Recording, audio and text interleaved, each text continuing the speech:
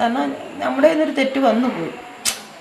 ഇനി ആ രണ്ടുപേരുടെയും ഒരു തെറ്റിദ്ധാരണ കൂടെ നമ്മൾ ചെയ്തത് തെറ്റാണ്.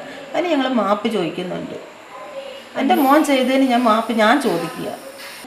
പെൺകുട്ടിയുടെ അച്ഛൻ പറയുന്നു അവർ സ്ത്രീധനം നേരിട്ട് ആവശ്യപ്പെടാതെ, അതായത് മകൻ്റെ നില അറിയാമല്ലോ, അവൻ ഇന്ന് ജോലിയാണെന്ന് അറിയാമല്ലോ, അതിനനുസരിച്ച് നിങ്ങൾ തരുമല്ലോ എന്ന രീതിയിലാണ് സംസാരിച്ചത് എന്ന് പറയുന്നു. അവർ നിലനിൽപ്പിന് വേണ്ടി അവർ പറയും, അവരെന്തും പറയും. പുറത്തുനിന്ന് പല രാഷ്ട്രീയ പാർട്ടികളായാലും പലരും പറയുന്നത് രാഹുലിനെ പോലീസ് സഹായിച്ചു പുറത്തേക്ക് പോകാൻ വേണ്ടി. ഒരിക്കലുമല്ല. എന്തെങ്കിലും രാഷ്ട്രീയ സ്വാധീനം ഉണ്ടായിട്ടുണ്ടോ എന്ന തരത്തിലൊക്കെ പറയുന്നുണ്ട്.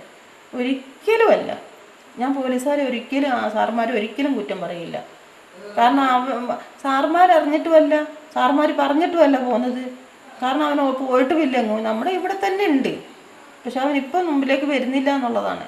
പിന്നെ എനിക്ക് പറയാനുള്ളത്, അവിടെ ഫോണ് സമൂഹത്തിന് മുന്നിൽ കൊണ്ടുവന്ന് നല്ലവണ്ണം നമുക്ക് പരിശോധിക്കണം.